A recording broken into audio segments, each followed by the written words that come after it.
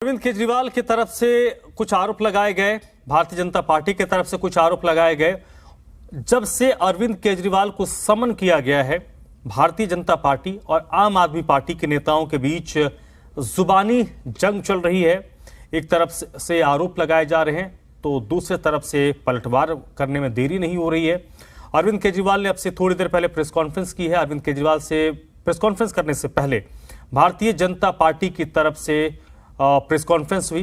गौरव भाटिया ने press conference की है और ये जो शराब नीति है जिस पर कथित तौर पर घोटाले की बात कही जा रही है, ये दिल्ली में 2021 में अरविंद केजरीवाल सरकार लेकर आई थी।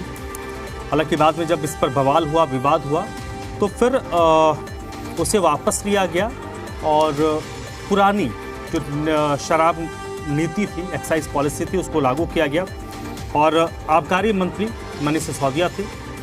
आरोप यह है कि शराब के ठेकेदारों को लाइसेंस फी में छूट दी गई और यहीं पर घपला हुआ है, यहीं पर भ्रष्टाचार हुआ है। और आरोप लगा मनीष सिसोदिया पर कि मनीष सिसोदिया ने घोटाला किया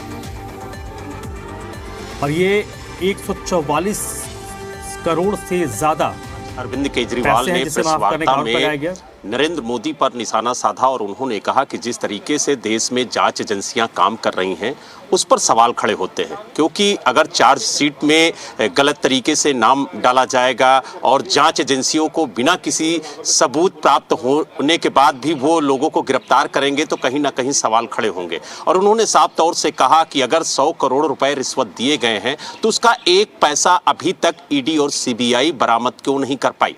उन्होंने कहा कि हम सीबीआई की पूछताछ में शामिल होंगे, जो भी सवाल वो हमारे सामने रखेंगे हम उसका जवाब देंगे। लेकिन जब ये उनसे पूछा गया कि जिस तरीके से रविवार के दिन मनीष सिसोदिया को सीबीआई ने पूछताछ के लिए बुलाया और उसके बाद उन्हें गिरफ्तार कर लिया, तो उन्होंने कहा कि अगर बीजेपी ने सीबीआई को निर्देश दिया होगा कि अरविंद केजरीवाल को गिरफ्तार करना है तो सीबीआई हमें गिरफ्तार कर सकती है। लेकिन उन्होंने साफ तौर से कहा कि दिल्ली के अंदर कोई शराब घोटाला नहीं हुआ है, सिर्फ ये कथित घोटाला तैयार किया गया है भारतीय जनता पार्टी की तरफ से, क्योंकि इसी पॉलिसी को हमने पंजाब में लागू किया और वहां पर 50% रेवेन्यू बढ़ा है। अगर ये पॉलिसी दिल्ली में सही ढंग से लागू होती तो यहां भी रेवेन्यू बढ़ता। लेकिन कहीं ना कहीं जिस तरीके से नंबर 2, नंबर 3 को गिरफ्तार करके सलाखों के पीछे भेजा गया है और उन्होंने कहा कि जिस तरीके से मनीष सिसोदिया और सत्येंद्र जैन को गिरफ्तार किया गया उसके बाद कहीं ना कहीं हम पर शिकंजा कसना था और जिस तरीके से सीबीआई ने समन जारी करके हमें पूछताछ के लिए बुलाया है, उससे ये स्पष्ट हो गया है कि अब देश की जांच एजेंसियों के पास कोई काम नहीं है, उन्हें सिर्फ आम आदमी पार्टी और दिल्ली सरकार के मंत्रियों को ही गिरफ्तार करना है। क्योंकि बिना सबूत के अगर किसी को गिरफ्तार किया जाएगा तो सवाल तो उठेंगे। उन्होंने ये भी कहा कि अगर किसी के कहने पर किसी को गिरफ्तार किया जाता है तो हम कह रहे हैं कि हमने 17 सितंबर को शाम 7 बजे मोदी जी को 1000 करोड़ रुपए दिए थे, अब उन्हें गिरफ्तार करिए। क्या इतने कहने से जांच एजेंसियां उन्हें गिरफ्तार कर सकती हैं? क्योंकि मेरे पास कोई सबूत नहीं है, लिहाजा बिना सबूत, बिना तथ्यों के किसी को गिरफ्तार करना पूरी तरह से गलत है। और उन्होंने इशारों में कई आरोप भी लगाए। उन्होंने कहा कि जिस तरीके से हमने दिल्ली विधानसभा के अंदर अडानी के मुद्दे को उठाया और बताया कि किस तरीके से शेल कंपनियों में जो ब्लैक मनी है वो डाली गई है, और उन्होंने ये भी कहा कि हमने सवाल किया प्रधानमंत्री से कि आखिरकार ये काला धन किसका है, इसकी जांच होनी चाहिए और जांच में जो भी तथ्य निकले उसके आधार पर कार्रवाई होनी चाहिए। और उनके बगल में संजय सिंह बैठे थे और उन्होंने इशारा करते हुए यह भी बताया कि संजय सिंह ने शाम को ही हमें फोन किया कि अरविंद जी आपने ये मुद्दा सदन के पटल पर उठाया है तो अब आप भी जांच के घेरे में आएंगे, आप पर भी ईडी और जी।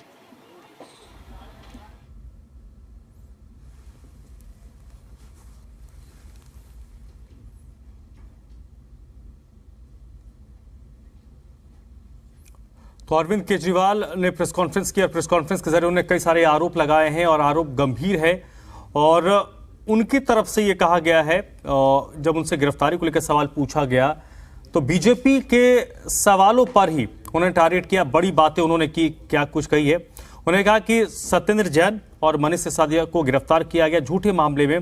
उनको गिरफ्तार किया गया। आम आदमी पार्टी अच्छा काम कर रही है और अच्छा काम करने से देश भर में आम आदमी पार्टी को लेकर एक पॉजिटिव रुख नजर आ रहा है। पूरे देश को आम आदमी पार्टी से उम्मीदें हैं और उसी उम्मीद को ये ध्वस्त करने की कोशिश कर रहे हैं।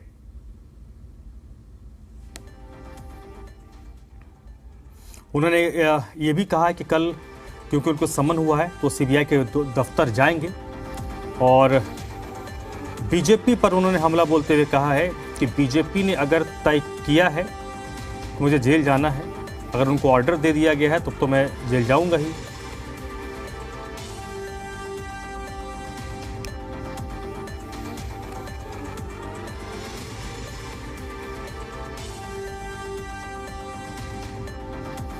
अरविंद केजरीवाल ने आरोप लगाया है कि आम आदमी पार्टी को टारगेट किया जा रहा है।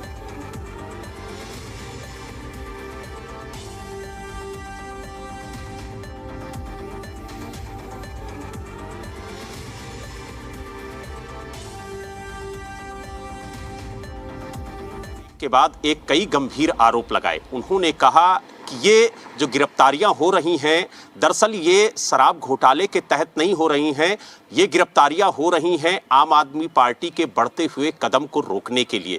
क्योंकि उन्होंने कहा कि देश को एक उम्मीद आम आदमी पार्टी ने दी है कि उसे बेहतर स्वास्थ्य सुविधा मिलेगी, उसे बेहतर शिक्षा मिलेगी और उसे जल्द से जल्द ज़्यादा से ज़्यादा रोजगार मिलेगा।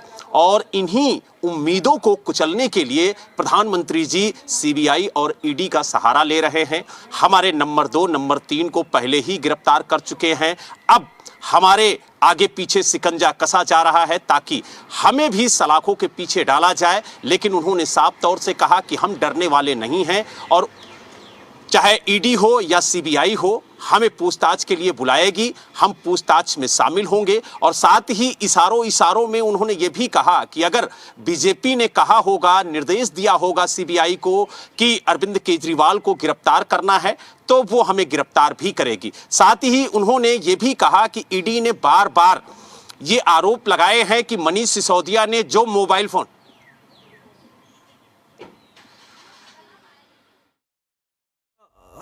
कि जिस फोन को लेकर बात कही जा रही थी उसी पर उन्होंने आरोप लगाया है कि उनमें से जो 4-5 फोन ऐसे हैं जो ईडी और सीबीआई के पास हैं।